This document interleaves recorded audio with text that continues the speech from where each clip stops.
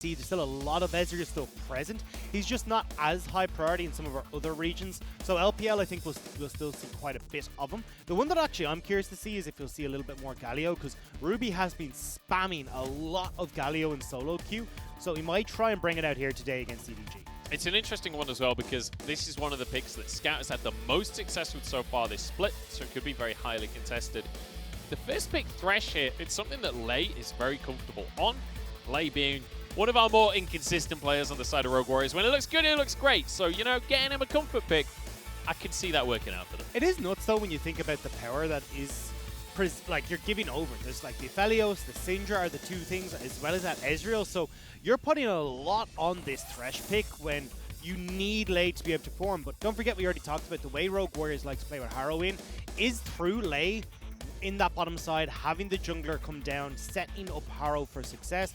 So having this playmaking support just enables that style even more. Yeah, Aphelios, you talked about, is going to be locked in. Got a minor nerf coming into 10-13. His chakrams will fall off when he's on the Baron, so you can't just rush Baron for free quite in the same way that you could before, but still an exceptionally strong pick. It's definitely not going to be too big of an issue. Yeah, you've also got the follow-up attack off of that Moonlight Vigil is only doing 20% bonus attack damage, not the full 50% it was before, so a little bit less into that ultimate, but still very strong pick of this patch. I don't think it's going to be too big of a deal. I'm wondering what's on the back of his hand there. It's a cool little tattoo. I don't know if it's a tattoo or if he's just drawn on his hand, though. But if it's a tattoo, it's badass. Anyway, Ruby going to lock in the Zoe. Harrow going to go with the Lee Sin, which, you know, we highlighted earlier on. Lee Sin, a big pick for all four of the junglers. Especially JJ. He's played 6 games on this champion, so 6 out of his 10 games, or 9 games even, have been on this champion. So I think overall this is a big pick away from JJ. And if they're not going to lock in a jungler on this rotation, now you can span away the likes of the Trundle, you can get rid of some more of these jungle picks, and make it a little bit more difficult for JJ to operate comfortably. Yeah, I mean, the Nidalee is already gone. The Graves is already gone as well. So you take away things like the Jarvan, things like the Trundle. Suddenly, that jungle pool is looking a little bit dicey, and we could see JJ forced onto something on the very fringes of the meta. In the meantime, EDG banning away AD carries, taking that Ashe off the board. So Jungwoo gets forced away from his comfort. I think you can take the Ashe, you can take away the Ezreal here as well, and now you're starting to go really down into the depths of that champion pool. Kai'Sa seems to be the one that usually pops out as the answer in these situations, but she doesn't really fit into the style of composition that Rogue Warriors have right now, where you're trying to play at range with the Zoe, or maybe look for a little bit more of a pick-orientated style with the Thresh and the Zoe. Well, the Ezreal is going to be the one that is banned away, as you rightly mentioned. We could see the Kai'Sa coming on through in the AD carry position. The Rek'Sai was removed, which means Trundle, Jarvan 4, both still available. So even if a second jungler is banned by Rogue Warriors, EDG at least have somewhere to go. Yeah, they will have somewhere. It's just that means they're, you know, oh, they didn't even ban away, but still it is going to be a favorable matchup here for Lee Sin. So he's pretty happy with that one. So Harrow will be able to dictate the pace of this jungle, or should be able, I say, to dictate the pace of this jungle if he can start to get ahead. Something we haven't seen a huge amount of, though, is that Volibear as well, which can slot into that jungle role and has been picked up quite a lot more when we look globally into that jungle role versus the top lane role. Yeah, here in the LPL, though, we've seen a ton of the Volibear in the top lane. We've seen very little of it in the jungle. It's going to be locked in for the side of EDG, which, let's just bear in mind, neither JJ nor Audi have played the Volibear so far this split. On the other side, Holder's played the Volibear a couple of times and looked pretty good on it. So I can understand as EDG, just take this away. And I mean, you still keep that flexibility, so there is the chance here that you can try and play around it. Actually picking into an unfavorable matchup here for Holder. The Volibear destroys Wukong, so Holder is going to be all in on these team fights and really needs that nice early game play from Harrow to try and babysit him through this early game. Let's just remember, Wuji. Okay. Oh, Lucian bot coming on through here. So don't forget, actually on 10-13, there was an extra 100 range added to the piercing light for Lucian. So a little bit more lane pressure, but still it's like old school Lucian again. Exactly, Kinda. but so not quite as good as that, but But still, you're kind of looking at, okay, well, something that needs to go aggressive in lane, something that's going to hit the mid-game hard, and that's pretty much where Rogue Warriors have crafted this composition to spike off of those 1 to 2 items. The only thing I'm worried about is that for Zhongwuji, you may not be able to get as much pressure you'd like in this lane phase, and especially when you're against a Volibear and you're against an Ornn, these short-range AD carries can struggle quite a bit. Also, super beefy, super tanky. They're really difficult to get through as a Lucian. Yeah, let's just remember as well, Wuji was that Vayne one-trick streamer back in the day, so he knows how to make the plays. And when you're on Lucian, you can be very aggressive during the lane phase. I remember Lucian Thresh used to be one of those lanes that would just dominate whoever it was up against if the Thresh could find hooks, if Lucian could follow up on the damage. So press the attack down there, expect an aggressive bottom lane if they can find those opportunities, but that will remain to be seen. And a lot of it, as always, Dagda, is going to come down to this jungle matchup between Harrow and JJ. It definitely is, and I feel like Harrow at least... Harrow should have the advantage in the jungle matchup, but the problem is that when I look at the lanes, it makes it a little bit more difficult because you're looking at that where we already talked about potential where they were going to... Actually, sorry, I forget that because I was thinking that Volibear was still going top. We do have the Ornn locked in, so at least you can still have some pressure going towards this bottom lane. We can play through lane Shang Wuji. And towards the top side as well, Holder will do relatively okay to Audi. So I'll be curious to see now how Harrow does want to path. I imagine he's going to play pretty heavily towards that bottom side, especially with that Lucian locked in. And we've seen that Ornn versus Volibear matchup many times in the top lane, that lore battle, but now they've become allies once more, joining the same roster here. And I'm a little bit scared about the potential of a gank towards that top lane from Volibear, because sure, they're both tanks, but when they have that much CC together, and Ornn already does a ton of damage, Volibear does a ton of damage by base, like, you can see some serious ganks going towards the top lane for EDG, trying to set Audi up and JJ up for success. I think a lot of this game, though, is going to revolve around if Rogue Warriors can get this early lead. Because as this game starts to go on, and you have the Aphelios and Ornn, and even the Syndra as well, will be able to do a lot of work come that mid to late game. So if Rogue Warriors can't get off to a good start with the advantage that Harrow is in the jungle, there's a chance that EDG just run away into this late game. So EDG right now don't really have much pressure to try and make these early plays. They can still tend towards these later game fights where they'll be okay. EDG have drafted the way that we expect EDG to draft, right? They always like to go for this late game scaling. When you think of Scout these days, you think of things like the Azir, right? Things that are going to scale up exceptionally well to the late stages of the game and be able to win fights that way.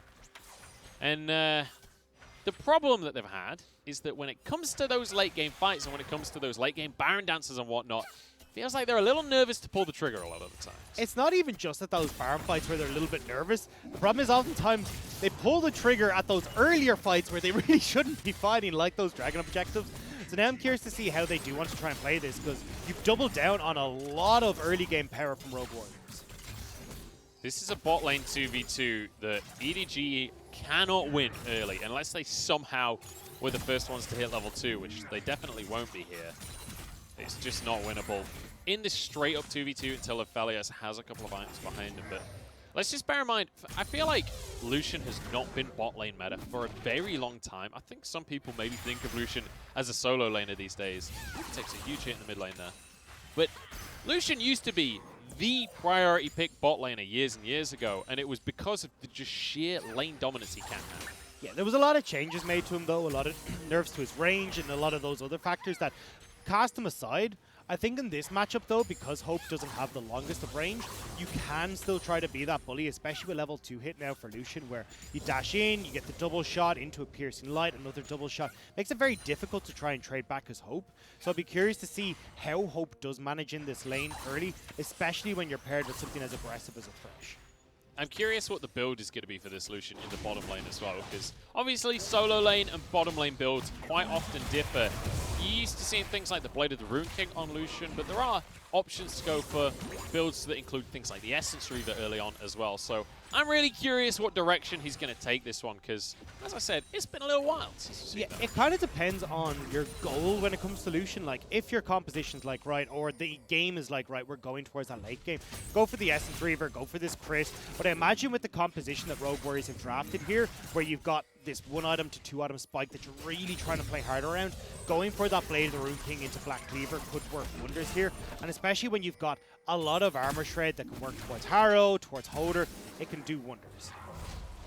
See JJ moving up towards the top side here. I thought he was maybe going to try and make a play towards Audi, but I think just looking for an opportunity to sneak some camps away. He's finished his first clear.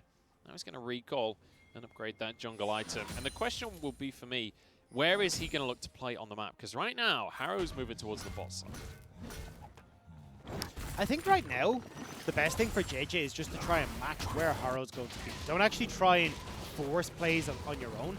As long as you are like keeping pace with them and being able to prevent some of these ganks, you're going to be in much better shape. Because if you get to the later portion of the game and there haven't been these early dragons for Rogue Warriors, there haven't been these early kills, you'll find yourself in a far better position as EDG. And right now you can see that where JJ already managing to at least keep an eye on where Harrow's going to be and stop him from taking some of his own camps. Yeah, and you can see Harrow immediately backing away from that one. Even though his bot lane had priority, he's not recalled yet. He doesn't have any items, so he was like, all right, let me just reset first before I try and do any shenanigans in this game. Scout being forced under, and this is one of the powers of that Zoe. Early on in the game, you can force the waves pretty effectively, and now he's going to try and make a play on the bottom side as Lei finds a hook onto Mako, and in comes Ruby to try and find the paddle star. Good flash, and a heal from Hope. Means that EDG get away. So he'll be fine, but still double summoner spell burned. Ruby trying to see if he can sneak one, but this is great from Rogue Warriors, at least some early game pressure, but JJ wants to answer. Certainly does, but Ruby walks away. Mako couldn't get close enough to get a hook. Scout's moving down as well. Ruby could be in trouble here, but Scout of the Week not going to be used. Just held on to as JJ starts this dragon.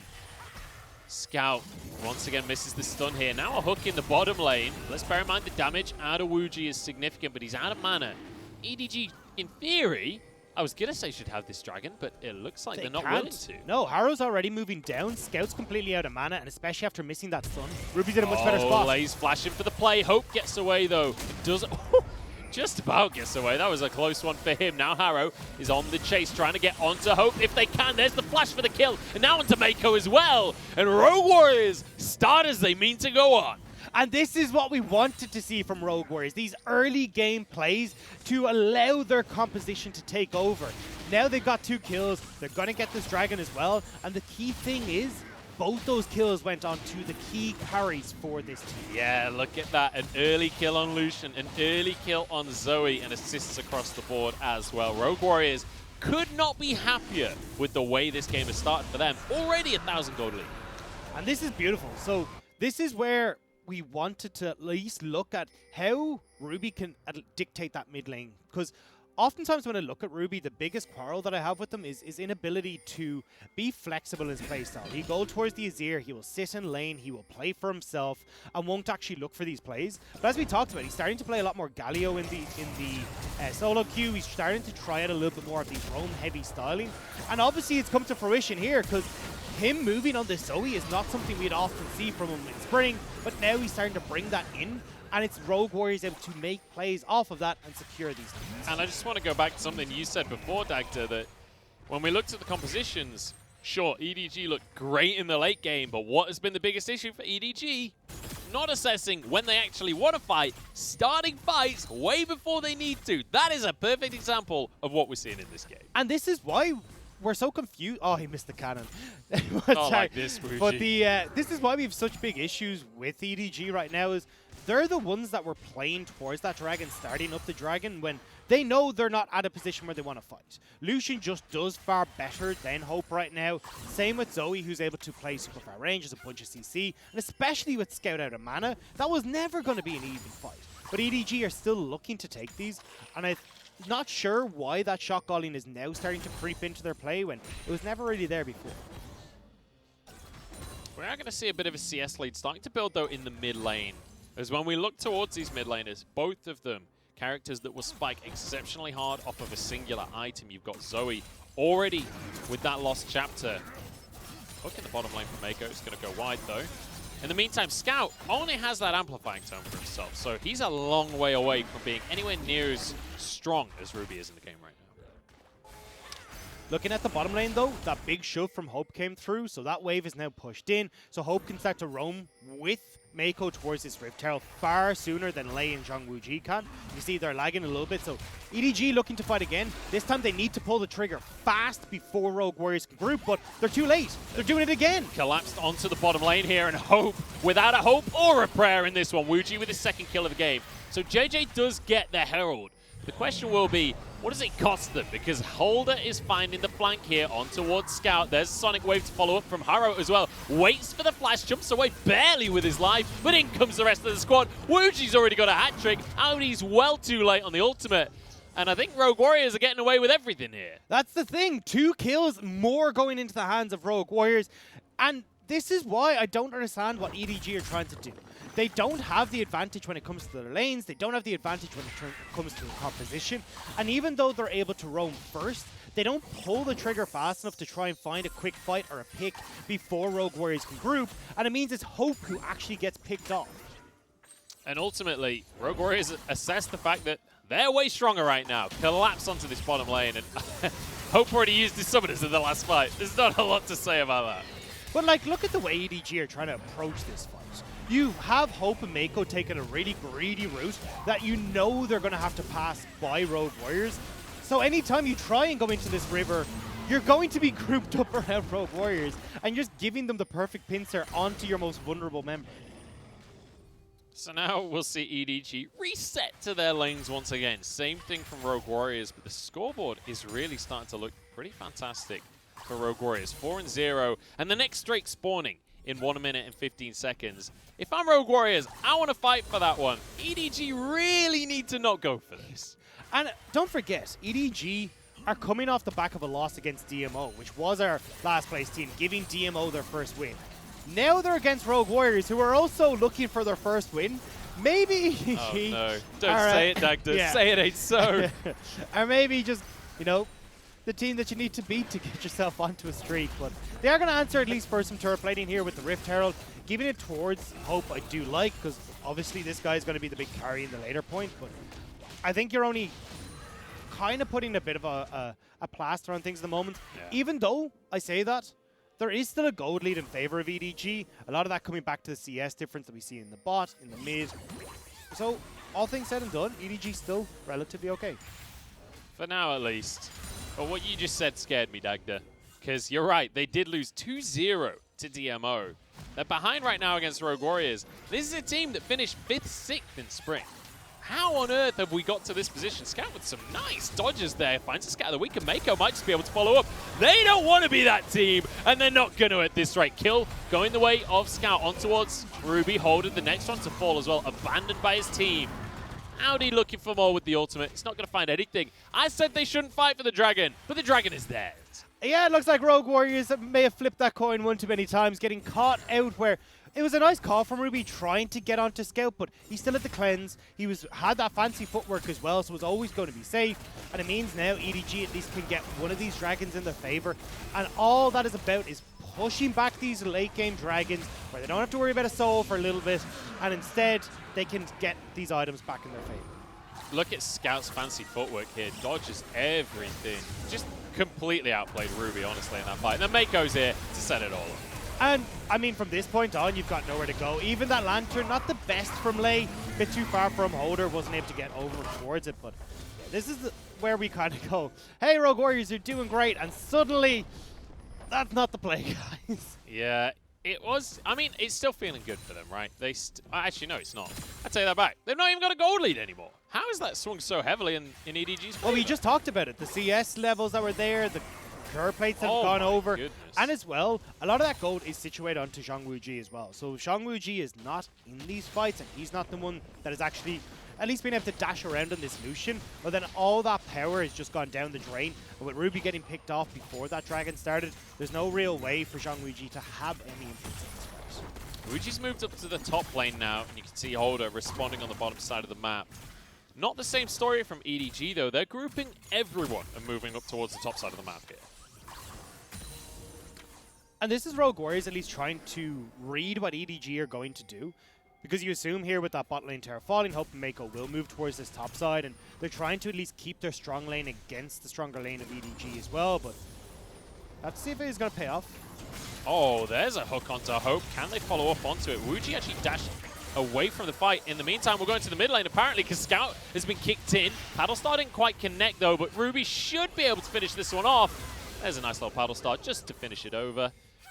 And in the meantime, nobody went down in the top lane by the looks of things. No, Lei taking a good beating as well as Hope, so not quite able to finish folks off. Still though, this will give the opportunity for Zhang Wuji to have control in this top lane where Hope has to play a little bit more honest. Holder is getting chased out of lane right now by Audi on this Ornn, who's looking to combo him. Won't quite get the knockup. That was really nice, actually. The Cyclone denying the Searing Charge. Oh, in behind Zhang Wuji, though. Yeah, Wuji, you guys are meant to be winning this lane, not getting battered around. Kill goes the way of JJ. And Lei is left without an AD carry. Power of the Volley Bear, jumping straight onto that turret, disabling it, and meaning he can just run down this long lane. And Zhang Wuji and Lei now not quite able to continue that snowball that we were talking about for the Lucian, and it'll be another turret going over into the hands of Hope. He's pretty far accelerated right now. Woo, don't die. That was a little close for Hope. That was not calculated, I will say. I think that was a little bit lucky from him, but ultimately, you know, he's got himself a kill, he's got himself some turret plates, and he's getting towards that Infinity Edge. Exactly. Well, he's going to have finished it. He got 5 turret plates already, plus the tower in the top, plus one of those nice kills for himself, so he's well on his way. And the problem is with Zhang Wuji is that if you're consistently keeping pace with Hope, it's not going to quite work out. You've got a cheaper item in the Black Cleaver, so you will hit that 2 item faster. But once Hope gets the 3 items, he has already outscaled you, so you need to be accelerated. And at the moment, you can see only a 200 gold difference between those 2 AD carries. We need to see some picks come out from Rogue Warriors now. We need to see them start to try and control the map so that EDG has to come into them.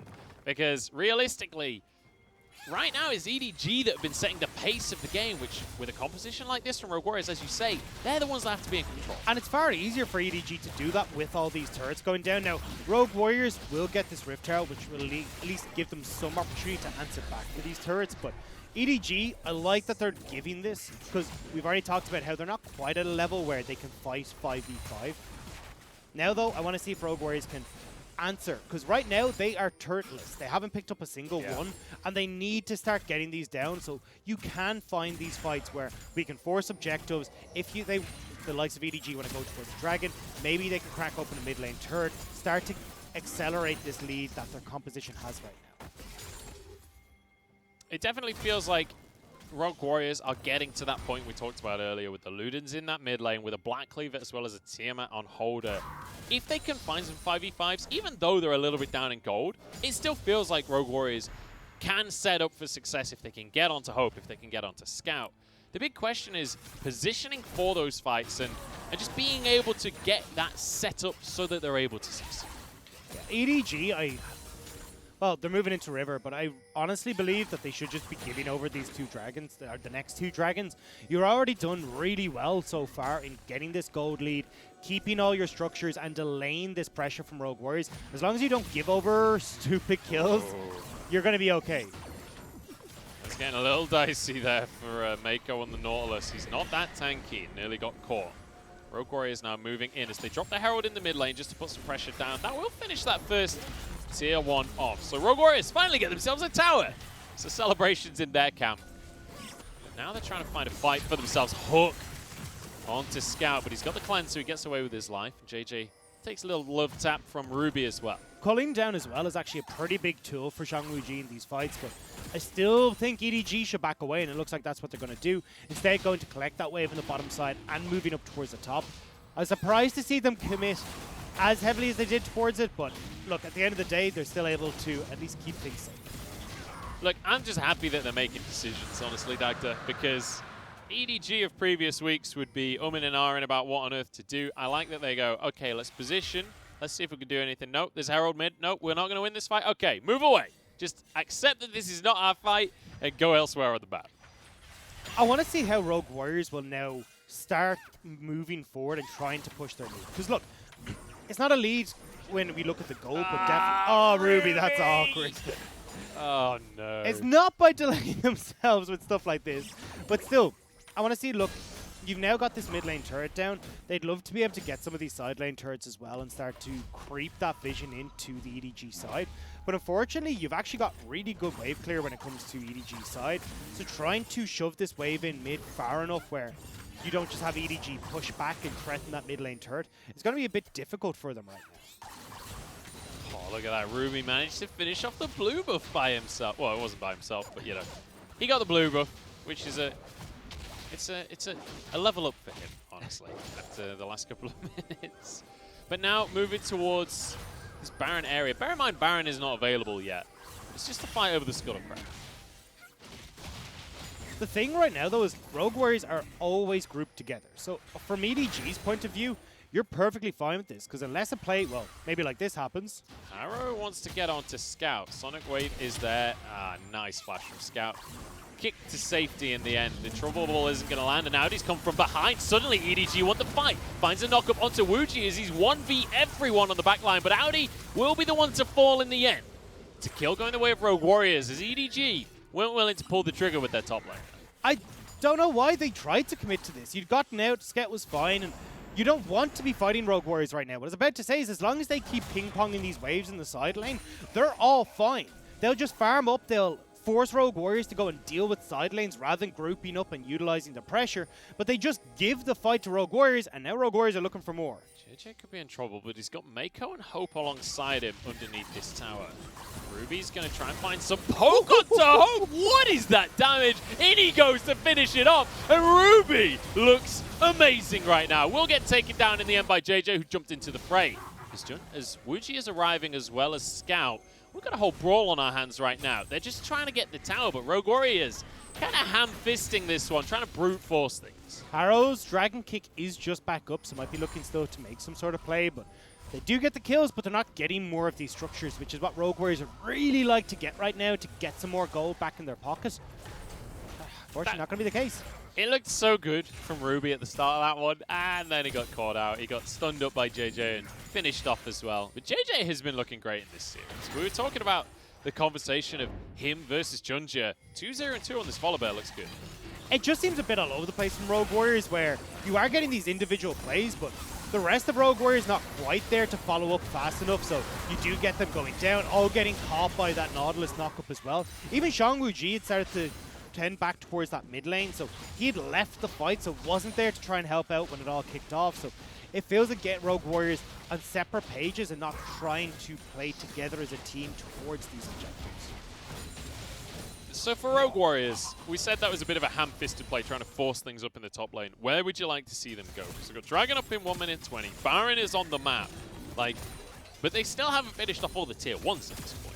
It is definitely the Dragon that I want to see them go towards, and then they can try and fight EDG again. So their composition right now is definitely stronger. You've even got that Essence Reaver just completed for Xiangwu Ji. So I think they can most certainly tend towards that and have a lot more strength there. The issue right now, though, is it's only the third Dragon, and I say only because right now they could actually be going for that soul point if they wanted to. So EDG could give this up and threaten towards Baron instead. Even though Aphelios doesn't have the reset in the chakrams, he still does this Baron relatively quickly.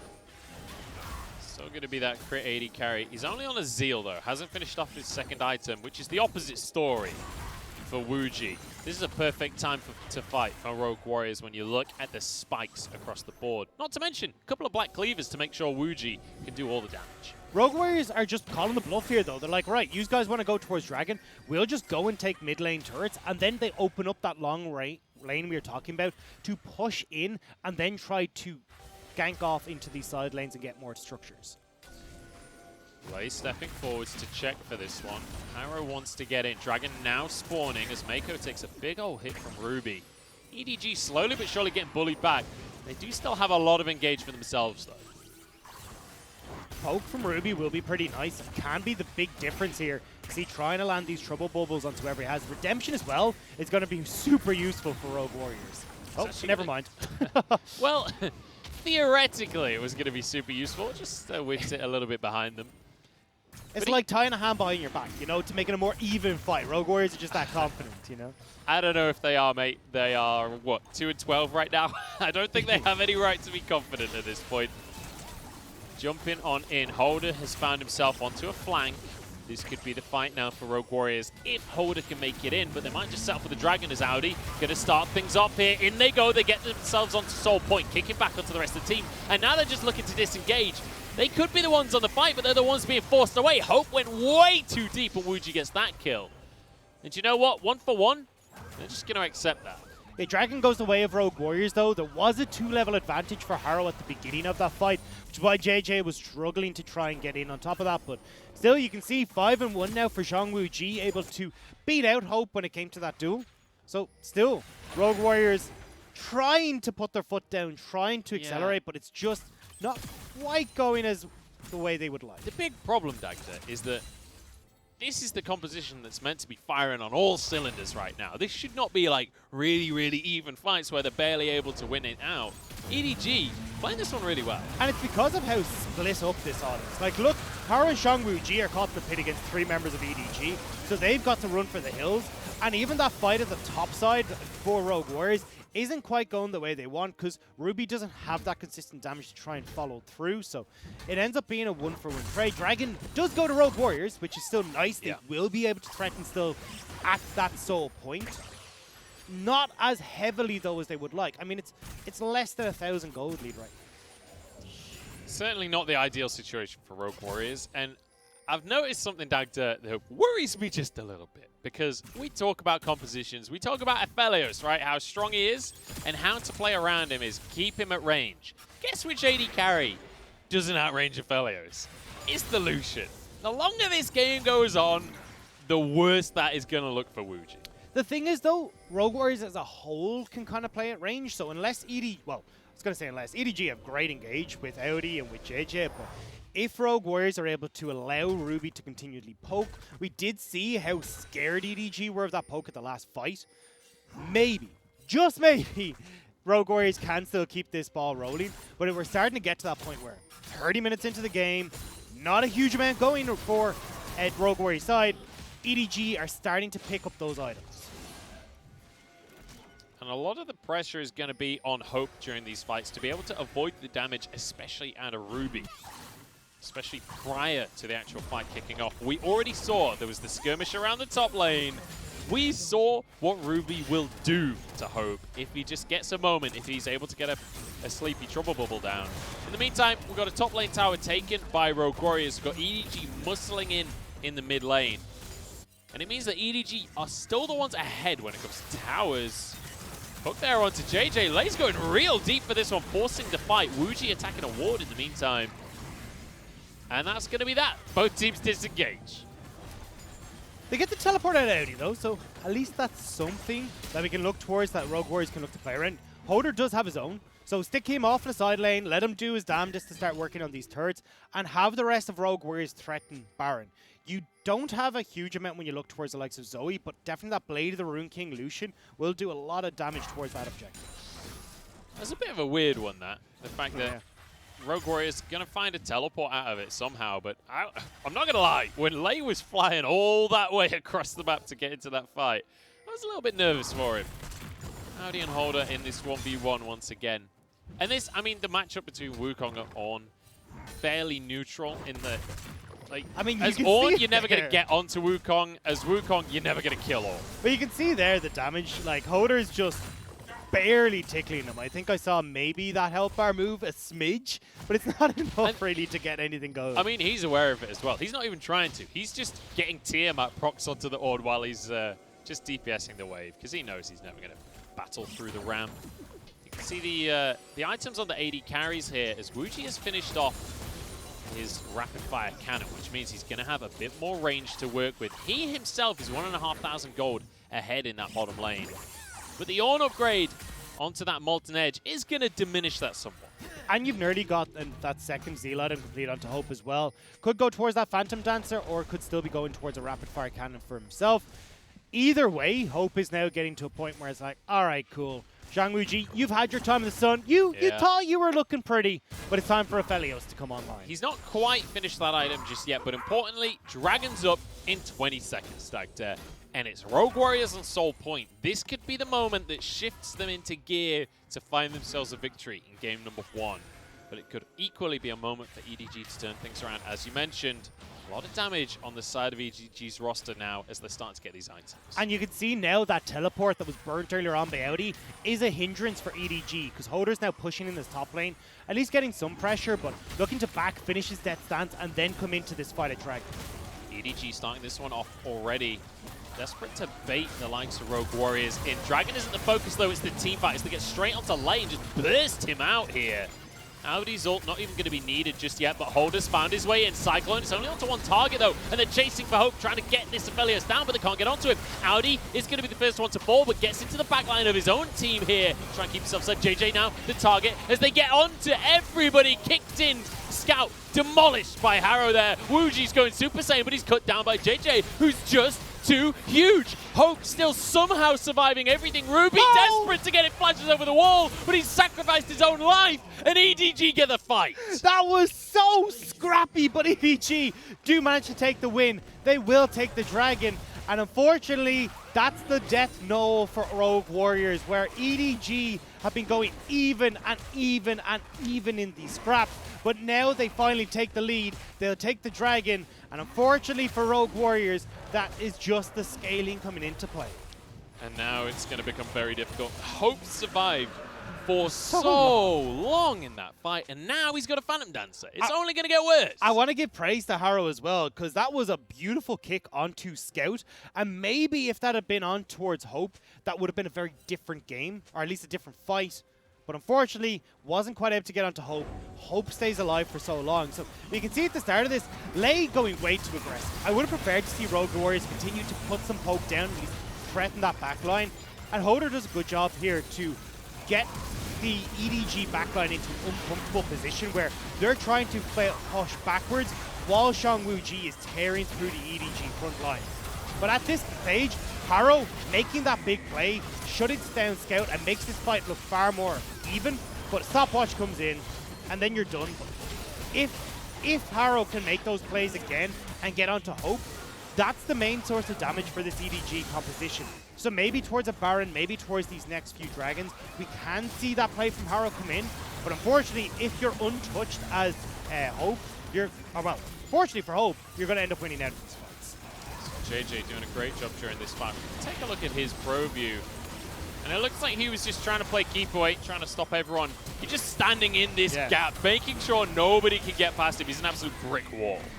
And that's exactly what the EDG need right now, and why they are so good, at least in Spring, at this front-to-back style. It's so difficult for them to, or for enemies, to actually try and get through Audi and through JJ when they're tunneled into these small jungle corridors, and it gives Hope a little bit more leeway. It's kind of an amusing pro view. Is like the highlight moment is he just sees Wuji come over, start watching his carry, so he's like, all right, just bonks him on the head and finishes it off. Oh dear. You know, Volibear pro views, probably not going to be the most mechanically intensive pro views, but hey, he played his fight well, and he did what he needed to. Rogue Warriors trying to see if they can get these picks. I think this is where we're going to start see them lending into more of a pick-heavy style where they can look for Ruby with these long-range engages, Lei with that follow-up, or even Harrow with the Dragon Kick to find EDG if they do take a foot out of position. But it's going to be kind of difficult because you do have such strong pushing power with Scout. Audi as well, having teleport on this bottom side, will be able to keep side lanes in a bit of an awkward position for Rogue Warriors. But it looks like Rogue Warriors don't care. They're just going to push in and try and stop this vision up anyway. They're just going to take it out in the mid lane there. They still haven't got the tier 1 in the bottom lane right now, but they've managed to find themselves a tier 2, as we saw Scout pushing in the top lane. So they were able to capitalize here. Nicely done by Rogue Warriors. And let's bear in mind, the gold is still dead even in this game. EDG have not actually found themselves the win just yet. Well, the thing is, it's dead even in gold, but you're not accounting for all the Ornn items that have come in and the gold that they give behind the scenes. You got that Molten Edge, you got the Luden's Pulse as well going for Syndra. Even Ornn has got a bunch of them for himself as well. So right now, EDG do have the gold lead thanks to those items. So it's an emotional gold lead we're talking about here. It's the what's it called? The non-tangible, what's it? Intangible? Intangible, thank you. Non-tangents is not the word that I wanted. Well, technically it is tangible in that you could just work out exactly how much value they're getting. Intangibles are more like things like coaching, things like the communication that you talked about that you physically can't visualize. In the meantime, Lei, for the second fight in a row, has sort of run it down, Dagda. Yeah, and it ain't looking so hot for him. It was looking fine the rest of the game. I don't know what's got into it. Yeah. Well, it does mean EDG are able to start up this Baron, and they're going to do it pretty damn quickly. I mean, They've got an Aphelios. I know he doesn't reset off of his chakrams anymore onto this Baron, but he still does it quick. He still does it fine, and EDG are looking for more. Yeah, they've found themselves a Baron. Now they want to fight as well. Rogue Warriors seem happy to take it for some reason. 4v5 right now. JJ's like, look, you can't hurt me. I'm a big old bear, and I'm going to walk away from this one. It does mean that potentially, though, Rogue Warriors will run over and get this dragon, but, I mean, 40 seconds before it comes up, there's not going to be enough time for them before EDG enter back onto the map, especially with Baron recalls. So, again, it looks like now another mounted dragon going over in favor of EDG. You've got a super tanky bear, you've got a super tanky Ornn, and they're just about to stack up 2 mountain dragons for themselves. Rogue Warriors, they say, ooh, early landed the hook, but that's kind of the goal here of Rogue Warriors, to see if they can pick off EDG, but unfortunately, EDG are moving at this big, brutish 5. Here's the thing, right? We talk about EDG not necessarily making decisions, but if there's one thing they do, it's group up, and that's going to work out for them here. Pick onto Harrow. Rogue Warriors want this soul, but it's just not going to happen. Holder gets an ult onto the backline, though. He's trying to get onto Hope. Does a bit of damage, but now he's chased out of the fight himself. Audi, practically invincible. Holder's in a 1v1 with Hope here, and he ain't winning this one. Now the rest of the squad from EDG is going to give some support to this AD carry. And Holder, you might be able to turn invisible. You might be able to survive for a long old while, but Hope gets the kill eventually. Now onto the Dragon as well. They find themselves that Mountain Drake. They find themselves the fight. EDG even managed to steal it after all that. Rogue Warriors try to make the play. They say, sacrifice Holder, we'll get the soul, but it's nothing. Now Scout trying to finish off Wuji here. Cullen comes through, but oh my days, look at the damage out of Hope. You don't win that 1v1 anymore, my friend. Wuji goes down, and into the mid lane they go. And this will be EDG now pushing forward. Baron still available for another minute. Death timers are 20 seconds, so they may not be able to push on fully here, but they will definitely crack open the base of Rogue Warriors. I think they might just be able to finish things off here, because let's bear in mind, all of the gold is on Wuji, and he's still dead for another 30 seconds here. EDG, I think, are well aware. They're going to play Protect the President when it comes to these minions, make sure Audi's tanking the towers. They're just going to try and brute force things down. And I don't think there's anything Rogue Warriors can do about it, because Zoe don't do a lot against Ornn. In they go to try and make things happen. In they go to try and take down Mako, but he's surviving for so long. Knockups come through from Holder, but ultimately the damage just isn't here. Holder's going to fall down. Hope still surviving on full HP, and that's going to be more than enough as he grabs himself a double kill, grabs himself a third for the triple, and EDG find game 1. Still a few fights that EDG shouldn't have taken, but when they got to the point where they knew they were strong, EDG